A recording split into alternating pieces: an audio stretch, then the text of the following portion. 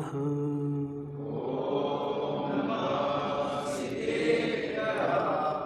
नमः श्रीवर्धमानाय निर्धूतिकलिलात्मने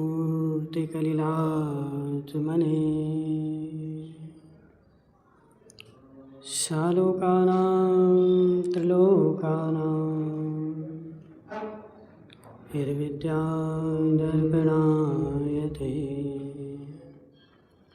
नमो अरिहन्ताणं नमो सिद्धाणं नमो आयर्याणं नमो अध्यायाणं नमो लोये सव्यसाहुणम्। पंच परमेष्टि भगवान की अनंत अनंत सिद्ध परमेष्टि भगवान की 1008 देवादेवादिनाथ भगवान की आचार्य भगवान समंत्र भद्र स्वामी की आचार्य भगवान विद्यासागर जी महाराज की आचार्य भगवान विशुद्ध सागर जी महाराज की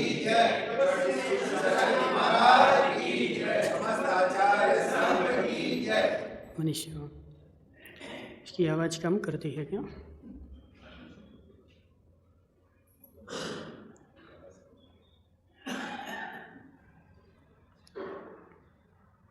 यहाँ पर समंत्र भद्र स्वामी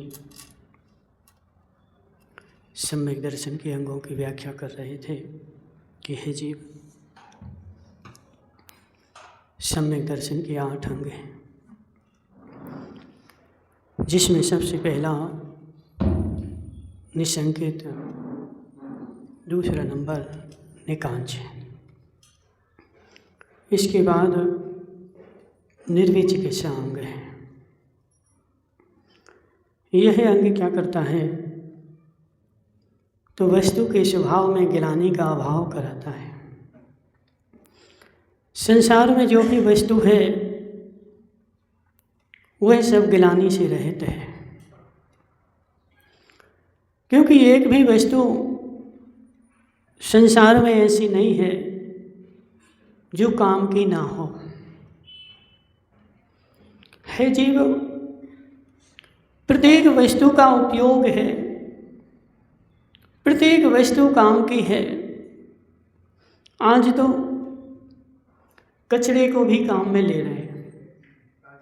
बड़े शहरों में चले जाओ, कचरे पर मशीन लगी हुई है, उस कचरे को छानते हैं, अलग अलग करते हैं और उसकी भी खाद बनाते हैं, उसको भी पीसते हैं।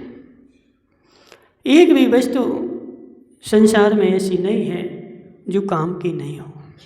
हे जीव, हमारी बुद्धि ऐसी है कि हम किसी वस्तु जो हमारे काम में नहीं आ रहे, उपयोग में नहीं आ रहे, तो उससे क्या करते हैं, घृणा करने लगते हैं। हे जीव, यह घृणा ही मिथ्यात्व का चिन्ह है।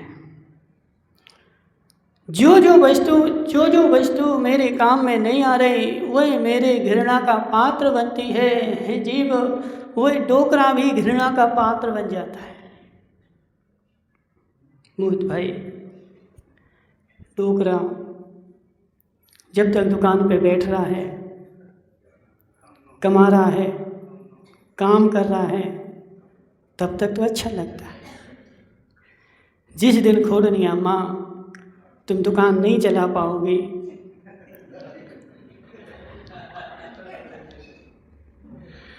उसी दिन बेटा जो है तुमसे घृणा करने लगेगा।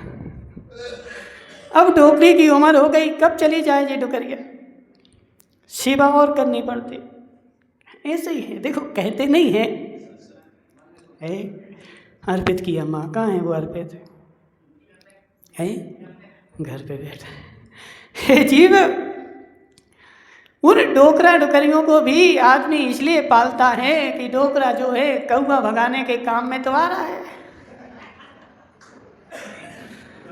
कम से कम कोई दूसरा काम करे चाहे नहीं, लेकिन दुकान पे बैठा बैठा कौवा तो भगाता रहता है।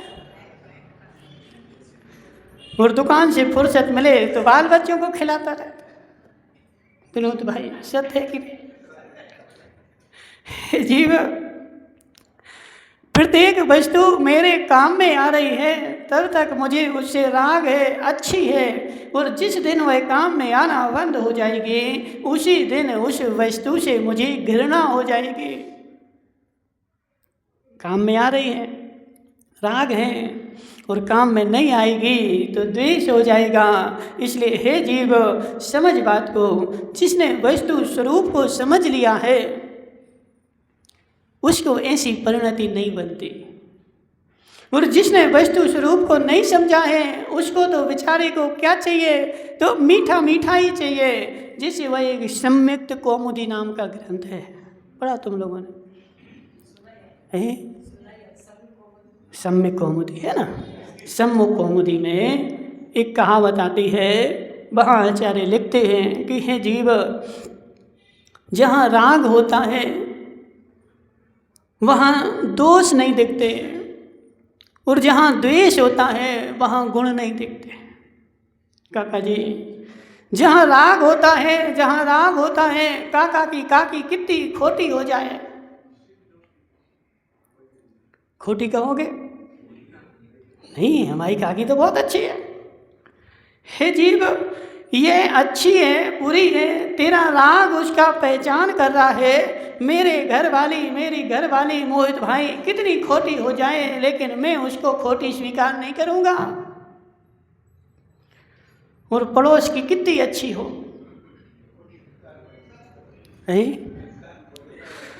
पड़ोस की कितनी अच्छी हो, लेकिन उसको अच्छी स्वीकार नहीं करूँगा। यह तेरा राग द्वेष है। पंडित जी, एक सेठ जी थे, उन सेठ जी की एक स्त्री थी और खूब सुंदर, लेकिन काका जी बूढ़ी हो गई थी।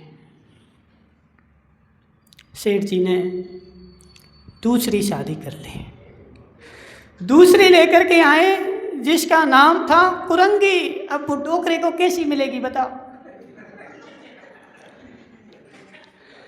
जवानी में तो अच्छी मिल गई थी, अब वो डुकरिया हो गई। अब बेचारे को जवान चाहिए, डुकरिया अच्छी नहीं है तो जवान दूसरी लेकर के आ गया।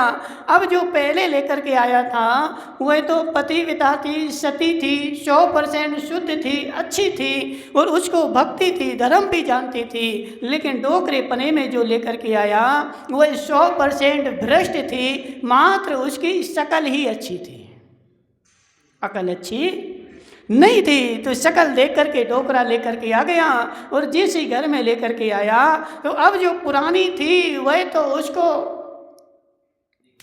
देखना पसंद नहीं, उससे तो उसको घृणा हो गई। और जो नई लेकर के आया था उससे तीव्र राग हो गया, और उसी के पीछे पीछे घूमता रहता। और वह बेचारी पुरानी वाली तो आंसू ढरकाती कि मेरे लिए तो खाने को भी नहीं। एक दिन सेठ जी दूसरे गांव चले गए, काहे के लिए? कमाने के लिए। वहाँ से कमा के लाएंगे तो कमाने के लिए ले गए, और यहाँ दोनों के लिए उस बेचारी सुंदरी जो थी पुरानी, उसको तो थोड़ा बहुत अनाज दे दिया कि तू खाती रहना, और सारी संपत्ति किसको?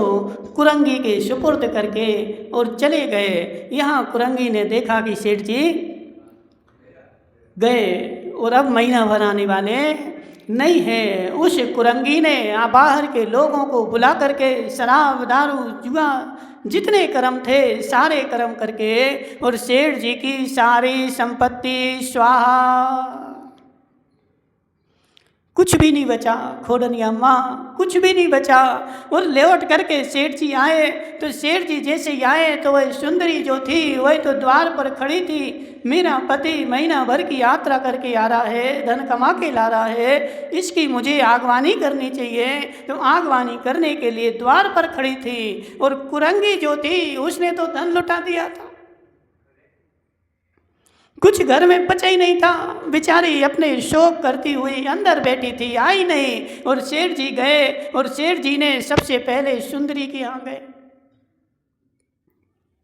काका जी, ऐसे ही होता है, जहाँ राग होता है वहाँ दोष नहीं दिखते, और जहाँ द्वेष होता है वहाँ अमृतलाल जी अमृत नहीं बरसता। जहाँ द्वेष होता है वहाँ अमृत नहीं बरसता, वहाँ गुण नहीं देखते। महान गुण क्यों ना हो हे जीव, चंद्रमा को जब तू देखता है तो तुझे दाग ही दिखता है। और अपनी स्त्री को कहता है कि ये चंद्रमुखी है। मोहित भाई सब देखी नहीं, उसमें दाग नहीं दिखता, उसमें दाग नहीं दिखता। महाराज वहाँ तो राग है, उसमें दाग दिखे तो काम बने नहीं। लेकिन चंद्रमा कितना अच्छा हो जाए लेकिन उसका दाग ही देखेगा। सेठ जी गए उस कुरसुंदरी के पास, उसने बेचारी ने 56 भोग बनाए, सेठ जी को परोसे, लेकिन सेठ जी ने मुंह में रखे और थूक दिए। क्या बना दिया जी, कोई स्वाद नहीं है, कोई दम नहीं है। और फिर गए सेठ जी कहाँ, कुरंगी के यहाँ, कि हे कुरंगी मुझे कुछ खाने को दे दो, मैं भूखा आया हूँ, कुछ नहीं है घर में, जाओ उसके पास। स्पष्ट बोल दिया कुरंगी ने, क्या घर में मैंने कुछ नहीं बनाया, उस बड़ी के पास जाओ, उसने बनाया होगा। हे कुरंगी उसके भोजन में कोई स्वाद ही नहीं है, स्वाद तेरे हाथों में है, जो तूने बनाया हो दे दे, मुझे भूख लगी है, घर में कुछ था ही नहीं, दे तो क्या। कटोरा लेकर के काका जी बाहर चली गई। और बाहर गई तो बाहर उसने क्या देखा कि एक भैंस ने पूंछ उठा करके गोबर किया था, और उस भैंस ने जो था गेहूं खा लेती खोड़नी अम्मा तो भैंस को क्या होता है, दस्त लग जाते हैं। गेहूं खाते, गेहूं थोड़ी पचता है, पचता क्या गेहूं, गाय भैंसों को खड़ा गेहूं नहीं पचता है। खड़ा गेहूं खाते हैं तो दस्त लग जाते हैं, और वैसे के वैसे सारे गेहूं पंडित जी उस दस्त में गोबर में निकल जाते हैं। तो भैंस ने गोबर किया था, वो एक कटोरे में भर करके लेके आ गई, और वो गेहूं दाने डले गोबर सेठ जी को परोस दिया, लो जी घर में खा लो। सेठ जी ने भर के खाया। हे कुरंगी ऐसा भोजन तो मैंने आज तक नहीं खाया, इतना स्वादिष्ट भोजन मोहित भाई, इतना स्वादिष्ट भोजन मैंने आज तक नहीं खाया, इतना स्वादिष्ट भोजन तूने बनाया है, कटोरा भर के गोबर। सेठ जी हे जीव, हे जीव ऐसे ही है, वस्तु व्यवस्था को, वस्तु स्वरूप को जाने बिना हे जीव तू संसार में करेगा क्या, राग द्वेष ही करेगा। जब तक खोड़नी अम्मा वस्तु के गुणों को जान करके और वस्तु की पहचान नहीं करेगा, तब तक संसार में तुझे सम्यक दर्शन होने वाला नहीं है। और सम्यक दर्शन होने वाला नहीं है तो वस्तु का स्वरूप तुम्हें पकड़ में आने वाला नहीं है। और तू वस्तु का स्वरूप पकड़ेगा तो कैसे पकड़ेगा, तो राग द्वेष पूर्वक ही पकड़ेगा। जी अच्छा है, जी बुरा है, क्यों है अच्छा, क्यों है अच्छा बच्चन दादा। हे जीव राग के कारण खोड़नी अम्मा तुम अच्छी वस्तु को अच्छा भी कह रही है तो भी मिथ्यात्व है। राग के कारण अच्छी वस्तु को अच्छा कह रही है तब भी मिथ्यात्व है, सम्यक नहीं है। और द्वेष के कारण बुरी वस्तु को बुरी भी कह रहा है तो भी मिथ्यात्व ही है। नहीं महाराज, मंदिर आना तो अच्छी बात है, और वो खोड़नी अम्मा बोलती हैं वो हमारी सहेली है, वो मंदिर रोज आती, बहुत अच्छी है। क्यों क्यों, क्योंकि मेरी सहेली है ना, तो मेरी सहेली है इसलिए अच्छी है। मंदिर आती है वो तो तूने जोड़ा हुआ है, वह असली अच्छी इसलिए है क्योंकि वह मेरी सहेली है, मेरी मित्र है, इसलिए अच्छी है। तो हे जीव ये मिथ्यात्व ही है। अर्पित की अम्मा तो बहुत बेकार है। खोड़नी अम्मा वो भी तो रोज मंदिर आती है, तो वो क्यों बेकार है, वो क्यों बेकार है। हे जीव तूने विशेषण बनाया है कि वह अम्मा बहुत अच्छी है क्योंकि वह रोज मंदिर आती है। यदि ऐसे विशेषण से अच्छे पने का ज्ञान किया जाए तो जो जो मंदिर आता है उन सबको अच्छा होना चाहिए। बोला पसंद आना सत्य कि नहीं है जीव? लेकिन नहीं, वहाँ विशेषण भी मैं बना रहा हूँ लेकिन मेरा विशेषण भी दूषित है। अच्छी तो है, मंदिर आती है, ये मैंने बोला है, लेकिन अच्छी इसलिए है क्योंकि वह मेरी है। राग लगा तो राग के कारण अच्छी वस्तु को भी अच्छा बोले तो भी मिथ्यात्व ही है। सद सतोर विशेषात रक्षोपलब्धे रुन्मतवत। कहाँ लिखा सुधा भाई? सुधा भाई को बोले कौन से सूत्र में, कौन से अध्याय में? नहीं पता है? हे जीव, सत सतोर विशेषात रक्षोपलब्धे रुन्मतवत। सत असत में विशेषता होने के कारण इच्छा के अनुसार पदार्थ को ग्रहण करता है। उन्मतवत पागल व्यक्ति के तरह है। मिथ्यात्व है। अभी सम्यक तो नहीं है रमेश भाई, अभी सम्यक तो नहीं है। क्या है? क्या है? मिथ्यात्व है। मैं भगवान को अच्छा बोल रहा हूँ, भगवान बहुत अच्छे हैं, भगवान बहुत अच्छे हैं, लेकिन अच्छे की पहचान तूने कैसे करी? दिलीप चौखलिया महाराज काका जी ने बोला है भगवान बहुत अच्छे हैं।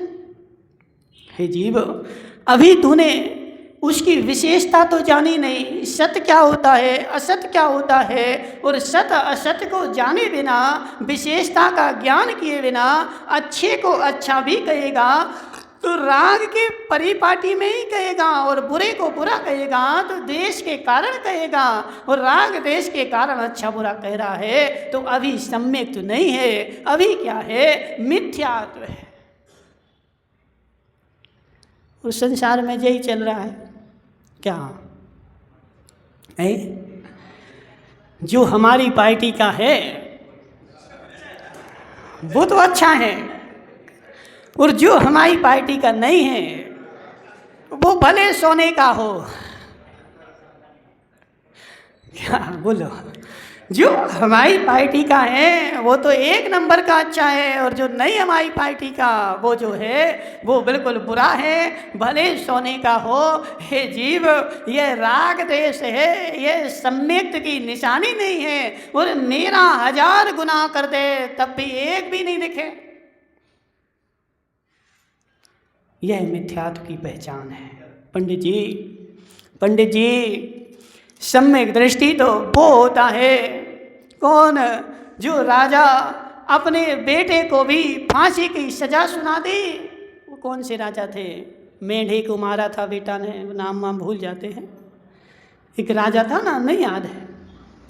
उस राजा ने ऐलान किया था अष्टांगा के 8 दिनों में मेरे नगर में कोई हिंसा नहीं होगी, कोई भी जीव मांस नहीं खाएगा, सब जीवों को मैं अभयदान देता हूँ। तो सारे नगर ने तो कोई किसी को नहीं मारा, लेकिन राजा का जो बेटा राजकुमार था वह मांस का लोलुपी था, उसको मांस के बिना नहीं रहा जाता था। उसने राजा के उद्यान में गया और राजा का मेंढा मतलब शुअर को मेंढा नहीं बोलते, मेंढा मतलब भेड़, ठीक है? शुअर भेड़ नहीं होती, भेड़। राजा का जो प्रिय मेंढा था, वह मेंढा उद्यान में बंधा हुआ चल रहा था, और वह बेटा गया, चारों तरफ ही देखा, कोई देख तो नहीं रहा है, और चारों तरफ ही देखा, कोई नहीं देख रहा था। उस मेंढे को उद्यान में मार करके और उसने खा लिया। लेकिन माली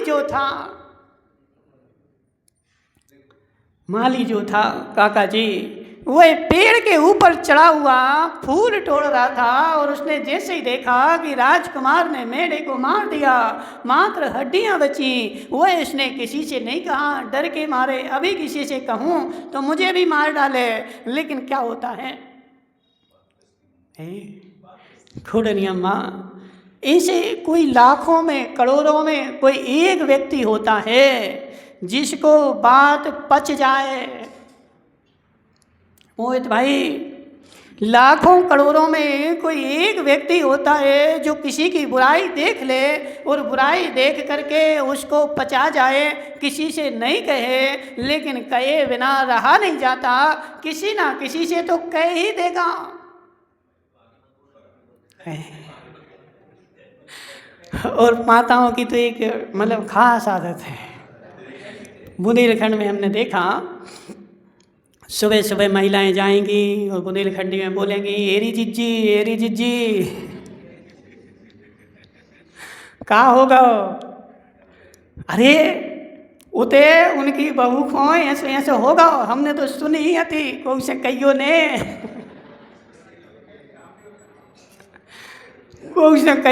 हमने तो सुन ली, ऐसी ऐसी हो गई, उनकी बहू ने ऐसे ऐसे कर दो। और मंदिर में एक से बोलेंगे, लेकिन ये जरूर कह देंगे कौन ने कहियो।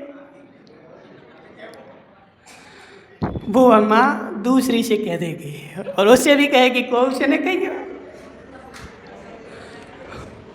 पूरे नगर में बात फैल जाएगी, लेकिन ये जरूर कहना खोड़नी अम्मा जी एक तकिया कलाम है, एक बहुत अच्छी टेक्निक है। क्या? बहुत अच्छी टेक्निक है। यदि तुम्हें बिना पैसों में फ्री में किसी बात का प्रचार करना हो तो मंदिर में आ जाओ और खोड़नी अम्मा को बता दो और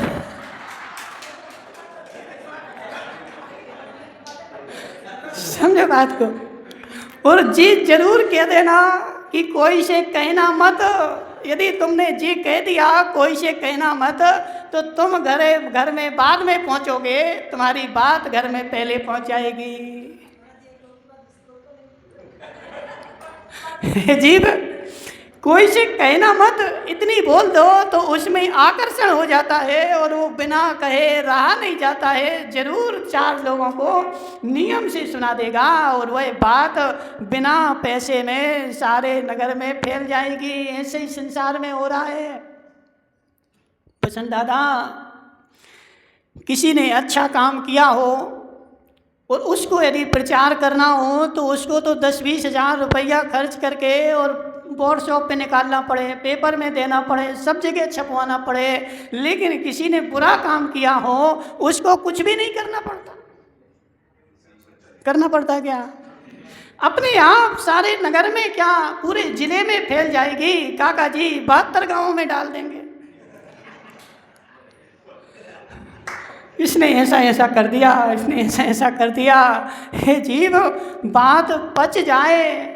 ऐसा कोई लाखों करोड़ों में एक आदमी होता है जो किसी की बुरी बात को अपने अंदर में पचा ले, किसी को नहीं कहे। अब उस माली ने देख तो लिया, लेकिन लोग में किसी से नहीं कहा। क्यों? क्योंकि लोगों से कहेंगे तो हमें दंड मिलेगा, राजकुमार हमें मारेगा। उसने जाकर के क्या किया, अपनी देवी को बता दिया कि आज मैं उद्यान में गया था और उद्यान में मैंने ऐसा ऐसा देखा कि राजकुमार ने मेढे को मार करके खा लिया और वहाँ पर एक सैनिक भी खड़ा था, उसने कान से सुन लिया। राजा को 2 दिन 4 दिन 8 दिन हो गए और 8 दिन होने के बाद देखा कि मेरा मेढा नहीं मिल रहा है। खुजवाया तो हड्डी हड्डी पड़ी थी। राजा ने ऐलान कर दिया, सब जगह ढूंढ करके लाओ, मेढे को किसने मारा। बसंत दादा, कानों कान खबर तो पहुंच ही जाती है। उस सिपाही ने सुन लिया था, एक ने दूसरे से बोला, राजा के कान में खबर पहुंच गई, मेढे को किसने मारा। तो मेढे को जो मारा है राजकुमार ने मारा है, स्वयं का बेटा। अब काका जी तुम होते तो क्या करते बताओ? हाँ वो तो था ही नहीं यहाँ, वो तो भिंडर गया था। वो तो बड़ौदिया में था ही नहीं, यहाँ तो था ही नहीं, वो तो भिंडर गया था उस टाइम। कैसे हो ही नहीं सकता। जी हम अपने के लिए पर्दा डालने की कोशिश करते हैं, इसका मतलब है हमें सम्यक दर्शन नहीं है। उस राजा ने अपने बेटे को फांसी की सजा सुना दी, कोई भी हो, बेटा क्यों ना हो, लेकिन राज आज्ञा का उल्लंघन किया है तो सजा भोगनी पड़ेगी। और राजा को, बेटे को फांसी के फंदे पे चढ़ा दो। हे काका, यह सम्यक दृष्टि की पहचान होती है। वह वस्तु स्वरूप को जानता है, राग देश से वस्तु की पहचान नहीं करता। राग देश से वस्तु की पहचान करेगा तो तुझे अपना तो अच्छा लगेगा और पराये में कितने भी गुण क्यों ना हो, लेकिन उसके गुण तुझे कभी तीन काल में दिखेंगे नहीं। और राग देश को देख करके तू कर्म का बंध ही करता रहेगा, कर्म तेरा छूट नहीं पाएगा। इसलिए विनोद भाई, अब विनोद तो बेचारा बोल रहा है कि हमें तो नाती पोता को ही खिलाना है। महाराज घर में रहते तो नाती पोता की सेवा तो करनी पड़ेगी। हे जीव, तेरी कौन करेगा?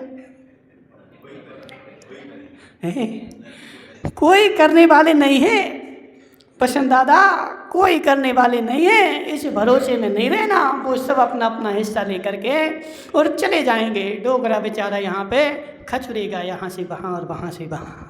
इसलिए हे जीव, वस्तु स्वरूप को पहचान ले और राग देश से वस्तु की पहचान मत कर। राग देश से वस्तु की पहचान करेगा, तीन काल में सम्यक वस्तु की पकड़ नहीं होगी। इसलिए खोड़निया माँ, वस्तु को जानो। यदि वस्तु सम्यक है, गुणवान है, मेरी शत्रु की क्यों ना हो। वस्तु सम्यक है, गुणवान है, मेरी शत्रु की क्यों ना हो, लेकिन उसके गुणों को कहना पड़ेगा। और यदि वस्तु मिथ्या है और गुणवान नहीं है, मेरी ही क्यों ना हो, लेकिन उससे भी मुझे गुणों को पहचानना पड़ेगा। और ऐसे वस्तु स्वरूप को पहचान लोगे काका जी, और फिर यदि सम्यक दर्शन हो जाए, तू बाहर से भले कहे लेकिन तेरा हृदय नहीं स्वीकारेगा। और जब तक सम्यक दर्शन नहीं हुआ है तब तक बाहर से कहे, हृदय में भी मजा आता है, आनंद आता है। क्यों? क्योंकि वह जो आनंद आ रहा है वह तेरे मिथ्यात्व का आनंद है। तू असत को भी सत बोल रहा है और सत्य को तू असत बोल रहा है, यह मिथ्या दृष्टि की पहचान है। और सम्यक दृष्टि क्या करता है? गुण दोषों की पहचान करके और फिर वस्तु को ग्रहण करता है। और मिथ्या दृष्टि जीव राग देश से वस्तु की पहचान करता है, मेरी है इसलिए अच्छी है और दूसरे की है इसलिए बुरी है। इसलिए हे जीव, वस्तु के सम्यक गुणों को पहचानो। राग देश से पहचानने से सम्यक दर्शन नहीं होगा। वस्तु को पहचान के ग्रहण करेगा तभी सम्यक दर्शन होगा। बोली शांतिनाथ भगवान की।